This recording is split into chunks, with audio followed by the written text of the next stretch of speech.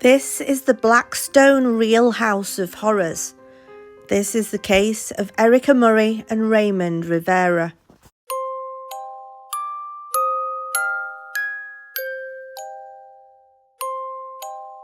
Erica was born in 1983 and had a normal, happy childhood. She grew up in Northridge, Massachusetts, and was a carefree and happy child. She had 2 brothers with whom she had a great relationship. She was well taken care of by her parents, Kevin and Sharon. Kevin was handy and a mechanic by profession, whereas his mother was a housewife. The kids spent a lot of time outside, as we did years ago before electronics came into fashion, especially in the summer months, and the close family took a lot of trips and went on vacations together. Erica did well academically and had a close circle of friends. She took a lot of pride in her appearance, and everything about her childhood was just the all-American kid's dream. Erica did, however, have an incredible fear of abandonment, and it's strange that she felt this way, as she'd got both of her parents, there'd never been any divorce, and she seemed to have quite a close bond. No one to this day understands why, but she always had a fear of being judged and abandoned, especially by her family. When she was 16 years of age, she got a part-time job at McDonald's. She quickly got the attention of a much older man who also worked there. His name was Raymond Rivera, who was 7 years older. He pursued her with vigour, and soon they became dating. A year after they started dating, at the age of 17 years old, Erica fell pregnant. She was petrified about what her family and friends would think of her. So she decided to hide the pregnancy. She did tell a close friend. When it accidentally slipped out one day at their home, the secret was out. The family was very supportive, and she did not want anyone at school to know, and refused to go to the high school dance out of embarrassment.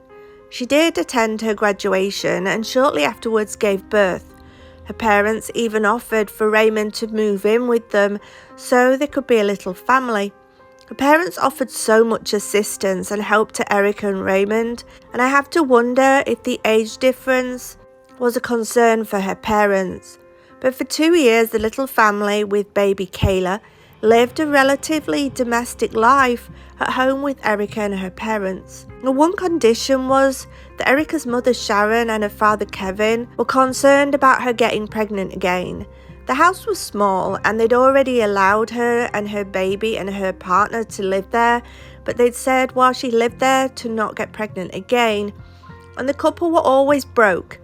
Erica had already begun having a baby so young, and they wanted her to wait. Well, guess what? She fell pregnant at the age of 20. A baby boy was born by the name of Nicholas, and the entire little family then had to move out of the house and into their own home. The house they moved into belonged to Raymond's sister, and it was vacant at the time. The 3-bedroom house was 23 St. Paul's Road in Blackstone. And after moving into this house, Raymond's personality suddenly changed radically. Now no one was watching him, and he was the man of the house. He soon showed his narcissistic personality. Erica was completely dependent on Raymond, and he controlled everything in his family and at home. He began to isolate Erica and convinced her to quit her job at McDonald's and stay at home, which left her completely and financially dependent on him. He was a typical abuser. He began to verbally and emotionally abuse Erica on a regular basis. He never physically touched her, but she was trapped in the home with an angry man who would humiliate her at any opportunity. He took complete financial control and reigned in the household with fear. The effect was instant.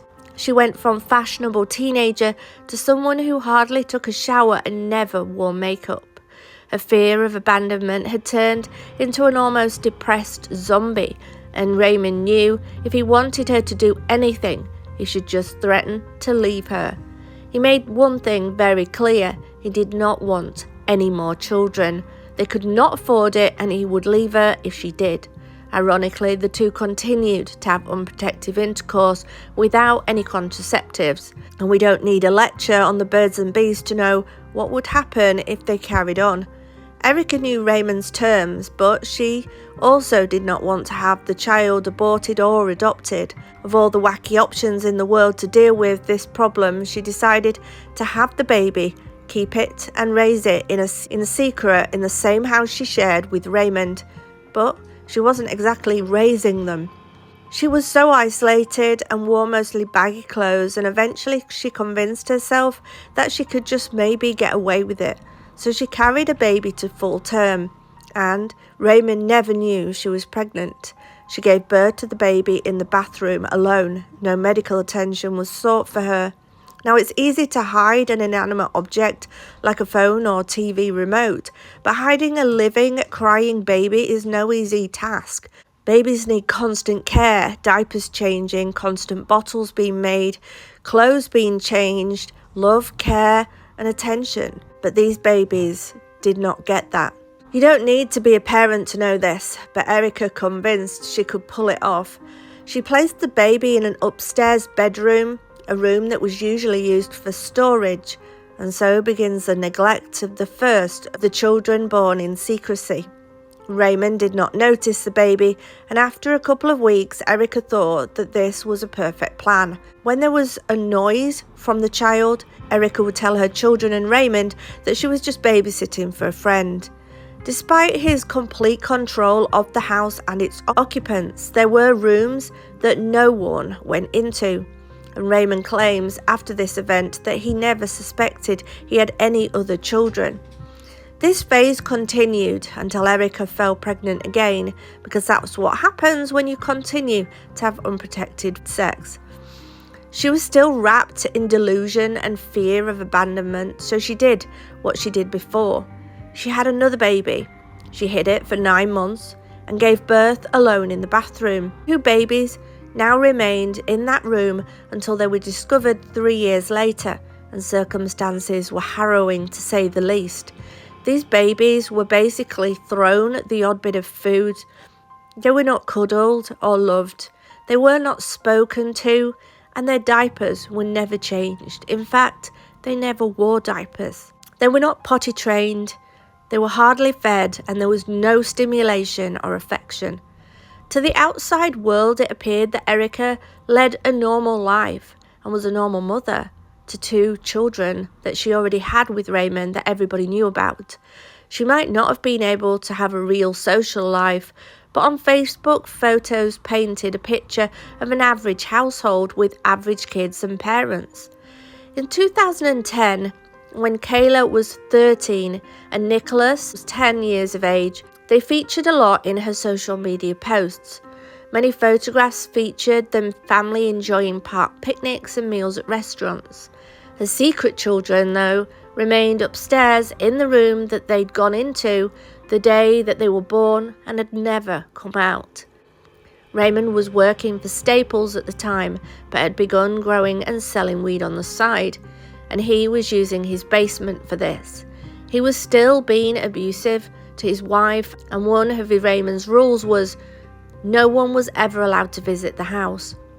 On the 27th of October 2014, Erica and Kayla, her daughter, were out of the house for the whole day.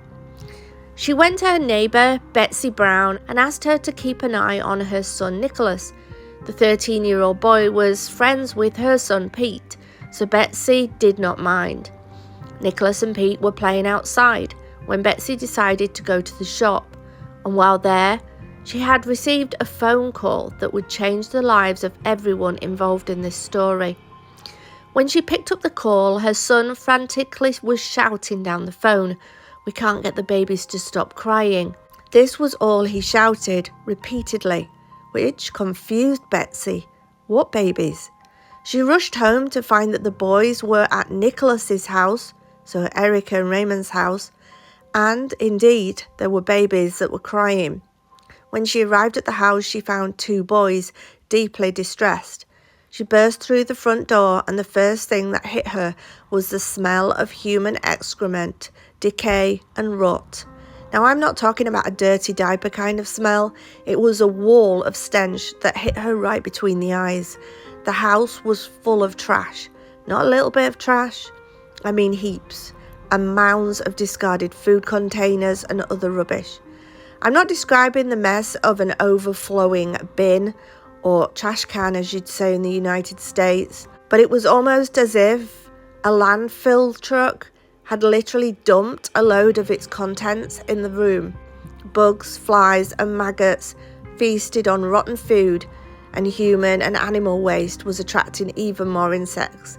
Betsy wanted to heave, but she could hear the small children crying and was now a woman on a mission.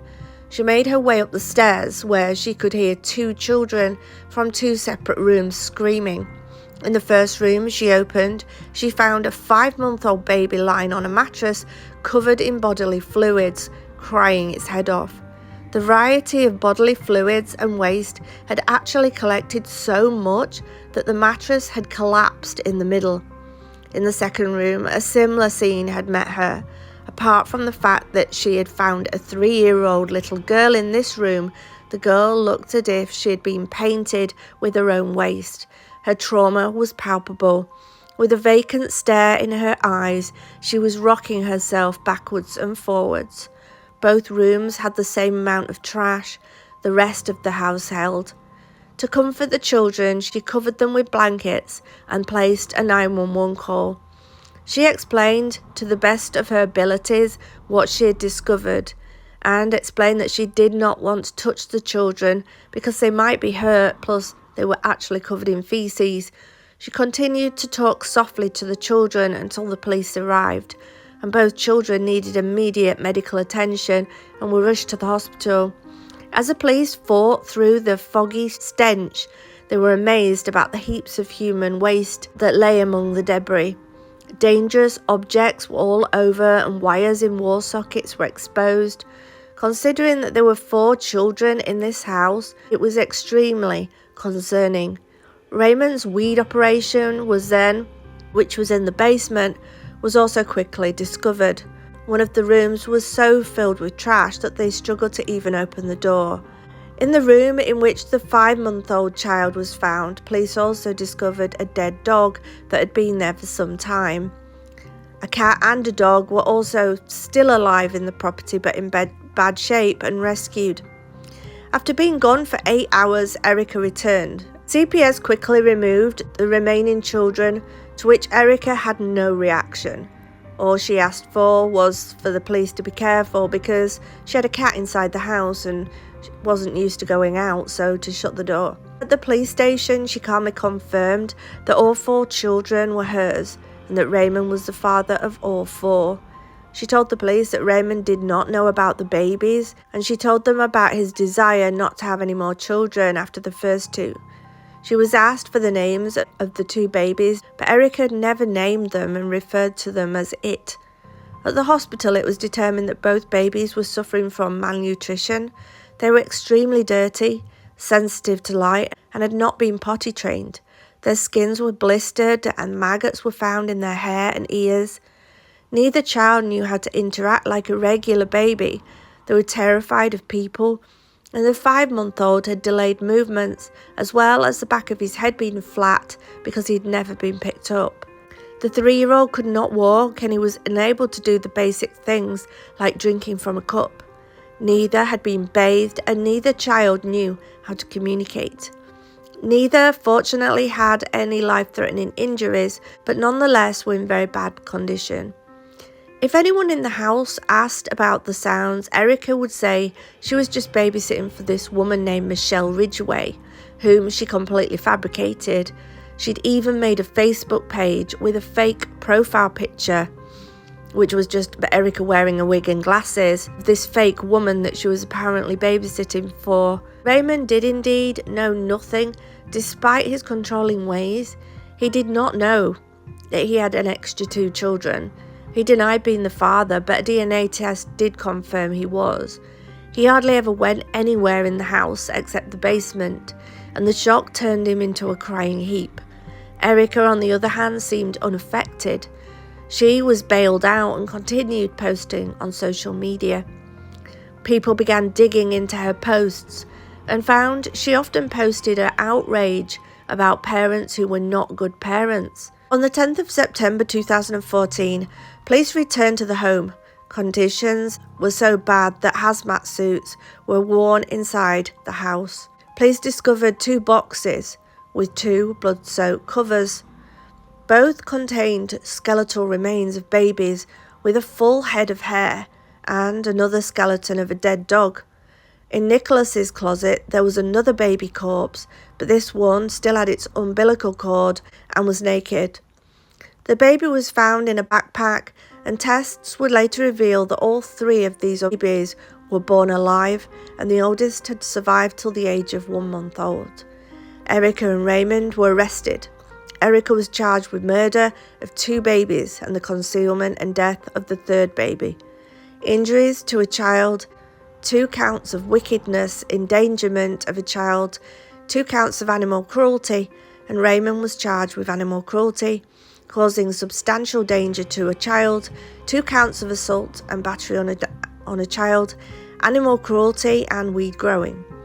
Both were held in jail for the 5 years it took for the case to go to trial, and in June 2019, Erica's defence was literally mental health and spousal abuse, diminished capacity to think, and the fact that she suffered from depression, and a psychiatrist found that she did not want to deal with her imprisonment.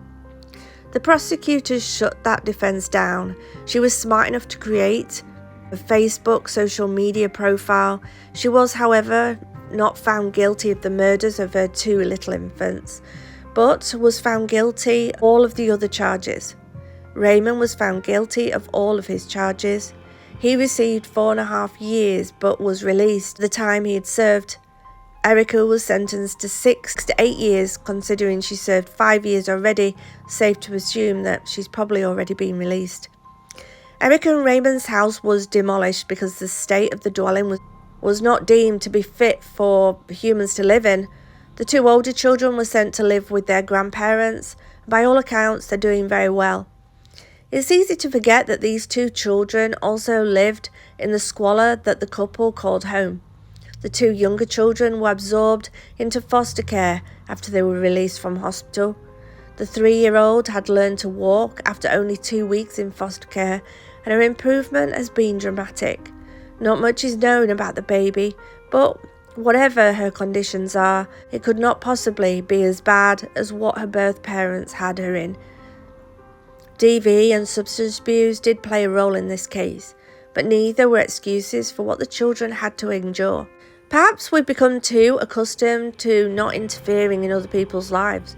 Our own lives often hold enough challenges to keep us busy, but I think if you feel in your gut something involving, especially a child, is wrong, you should at least probe a little deeper. Once again, thank you so much for your ongoing support for this channel. If you've enjoyed this video, please give us a thumbs up, and if you subscribe to the channel, then you'll never miss another video. Thanks for popping by, guys. Take care, and I'll be back with you again soon.